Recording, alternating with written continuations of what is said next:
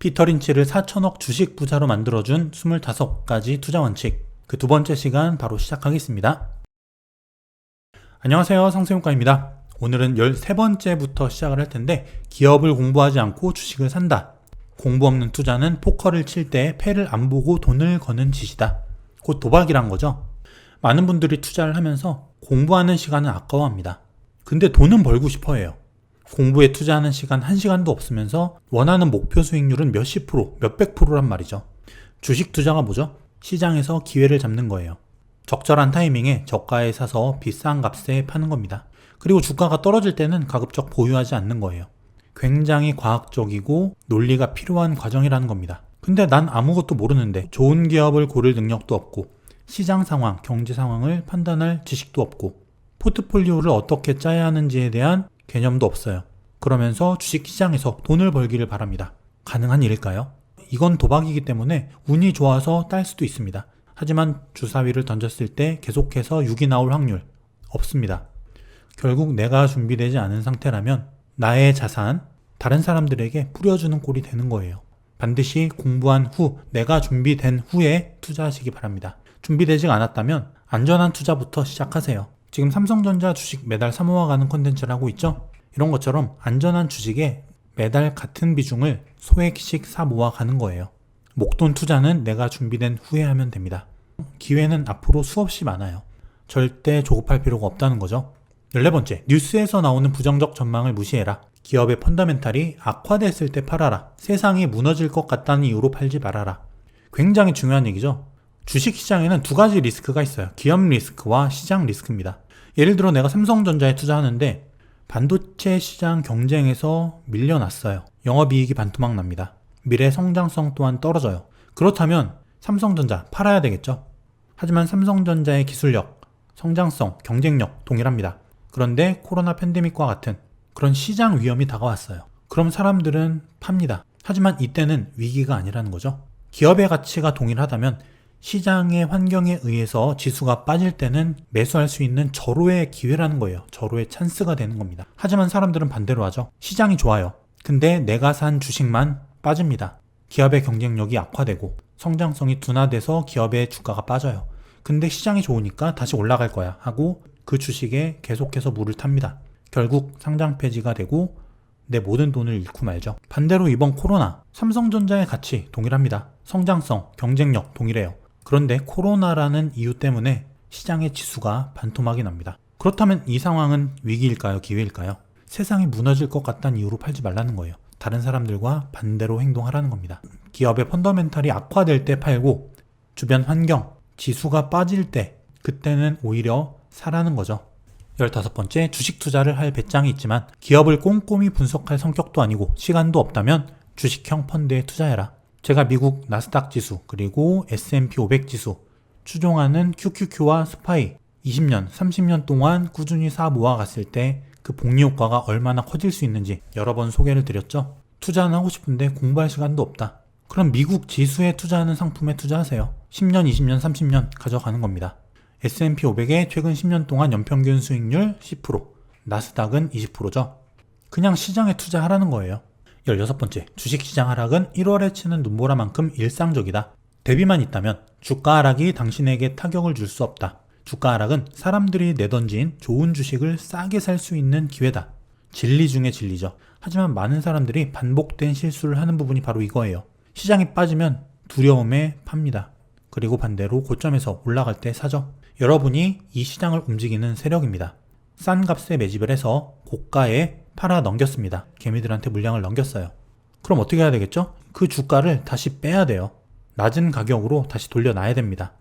그래야 다시 저가에 매집해서 고가에 팔 수 있기 때문이죠. 그리고 주식 투자의 기본 원리, 낮은 가격에 사서 비싸게 판다는 것, 이 기준으로 생각을 한다면 단 우량주의 하나입니다. 우량주일 경우에만 주가 하락 기회가 된다는 거죠.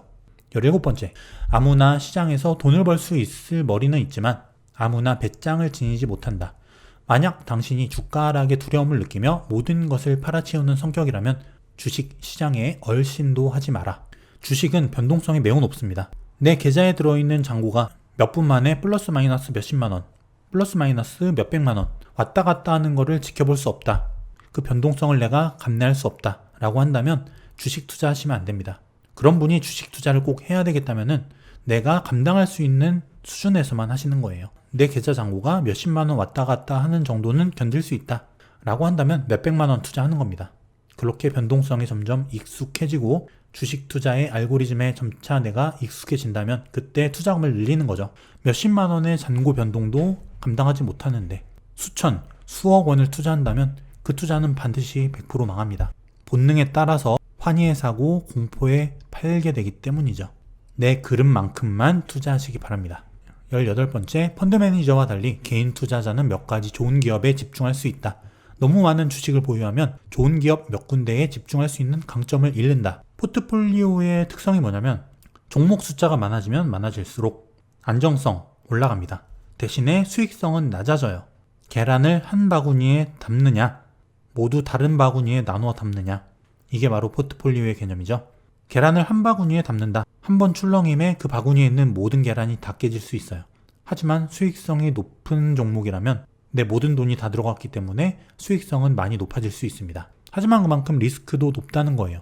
하지만 내가 직장인인데 또는 자영업자인데 10종목, 20종목에 투자한다? 내가 산 종목이 있다면 계속 트래킹을 해야 돼요. 영업은 잘 되고 있는지, 특별한 이슈는 없는지, 각 분기별 실적은 잘 나오고 있는지. 근데 10종목, 20종목을 갖고 있다면 다 내가 일일이 체크할 수 있을까요? 불가능하죠? 또 급락이 나온다던가 어떤 기업의 이슈 때문에 주가가 갑자기 빠졌을 때 종목이 많으면 일일이 대응을 하지 못해요. 기관 투자자들은 무조건 포트폴리오를 만들어야 돼요. 많은 종목을 담아야 됩니다. 하지만 개인 투자자, 우량한 소수 종목에 집중할 수 있어요. 제약이 없죠? 이런 강점을 잃지 말자는 거죠. 집중적인 기업 분석을 통해서 종목을 잘 찾고 소수 종목에 내가 잘 트래킹할 수 있는, 계속 체크할 수 있는 정도 수준에서만 종목 수를 유지하자는 거예요. 이 방법이 개인 투자자에게는 효율적입니다. 19번째, 침체한 산업에 투자할 생각이면 살아남을 수 있는 기업의 주식을 사라. 또 침체한 산업이 회복 기미를 보일 때 사라. 예를 들어 마차를 몰 때 쓰는 채찍이나 진공관 라디오는 절대 회복할 수 없는 침체 산업이다. 산업의 트렌드 계속 바뀌죠. 1차, 2차, 3차, 4차 산업혁명, 삶의 패러다임도 바뀌어요. 지금은 4차 산업혁명으로 진입하고 있는 초기 국면입니다. 지금 시점에 미래에 가장 산업이 커질 수 있고 고객층이 늘어나서 상품을 더 많이 팔 수 있는, 매출 규모가 더 확장될 수 있는 그런 기업을 찾자는 거예요. 성장이 정체된 기업에 투자하지 말자는 얘기입니다. 필름 카메라에서 디지털 카메라로 넘어가고 이제는 디카조차 쓰지 않아요. 핸드폰으로 모든 걸 다 합니다. 필름 회사에 계속 투자했다면, 디지털 카메라를 만드는 제조업체에 투자했다면 패러다임이 바뀌면서 손해를 봤겠죠. 미래에 변화할 우리의 삶의 모습, 이걸 예측하고 상상력을 통해서 그 변화에서 1등 기업이 될 수 있는 그런 기업을 찾자는 겁니다. 20번째, 10개의 기업을 분석하면 경영 상황이 탁월한 기업 한 곳을 발견할 수 있다. 50개 분석하면 5개를 발견할 수 있다. 주식 시장엔 언제나 놀라운 기회가 숨어 있다. 기회는 정말 많습니다. 내가 손품 팔고 발품 팔고 공부한 만큼 기회가 보이는 거예요. 내가 더 많은 기업의 재무제표, 리포트, 차트를 볼수록 그 기회는 나에게 점점 더 많이 다가온다는 거예요. 모든 분야는 다 똑같습니다. 내가 시간을 투자하고 들인 만큼 내가 성장하고 돈을 벌게 돼 있어요. 이 사실을 꼭 잊지 마시기 바랍니다. 21번째, 금리를 예측할 수 있는 사람은 없다.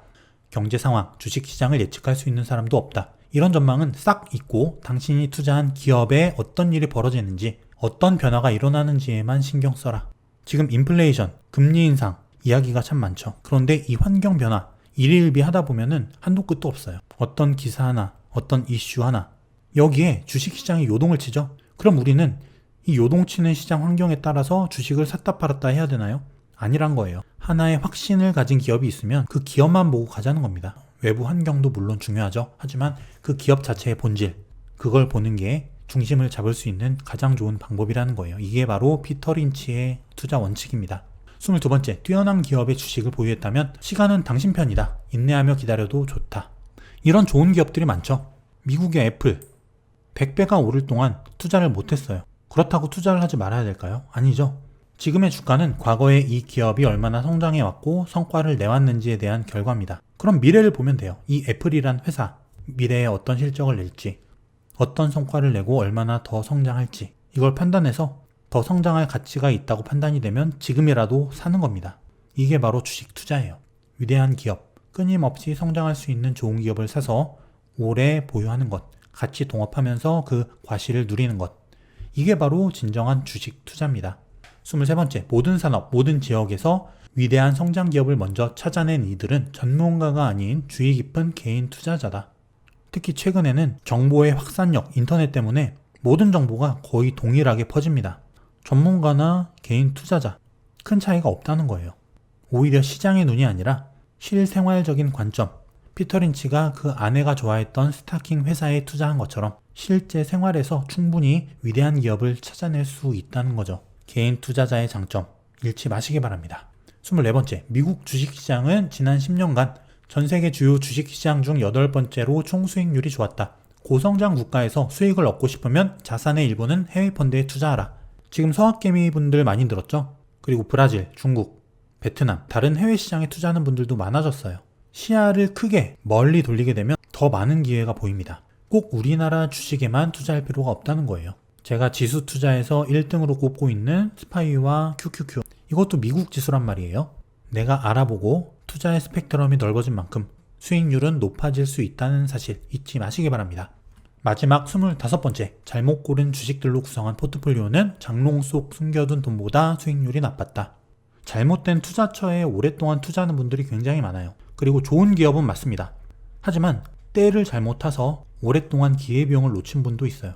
현대차 2013년 27만원 고점을 찍고 코로나 때 6만 5천원까지 계속 빠집니다. 이때 현대차에 투자한 분들은 7, 8년이 넘는 시간 동안 기회비용을 잃은 거예요. 무작정 내 돈을 주식에 투자하면 돈이 불어나겠지. 이런 착각을 꼭 버려야 된다는 거예요. 시장에는 이런 사례가 굉장히 많습니다. 잘못된 판단을 했다면 과감히 손절할 수 있는 용기도 필요해요. 그리고 내가 투자할 때는 좋은 기업이었지만 그 성장성이 꺾이고 내가 매수했던 그 매수 이유가 사라진다면 과감히 버려야 됩니다. 주식과 결혼하지 말라는 거예요. 이런 대가들의 투자 원칙을 내 것으로 만드는 과정이 꼭 필요합니다. 나만의 투자 원칙이 반드시 있어야 돼요. 그냥 남이 시키는 대로 남의 말 듣고 투자를 하다 보면 내 실력이 전혀 늘질 않아요. 내가 강의를 듣던 유튜브를 듣던 그거를 꼭 내 것으로 체화하는 그 시간이 반드시 필요하다는 거예요. 내 것으로 만들어서 나만의 경험과 노하우를 쌓는 그 과정이 없다면 절대 나는 성장하지 못합니다. 나만의 투자 원칙 꼭 만드시는 여러분 되시길 응원드립니다. 그럼 저는 다음 시간에 또 찾아오겠습니다. 감사합니다.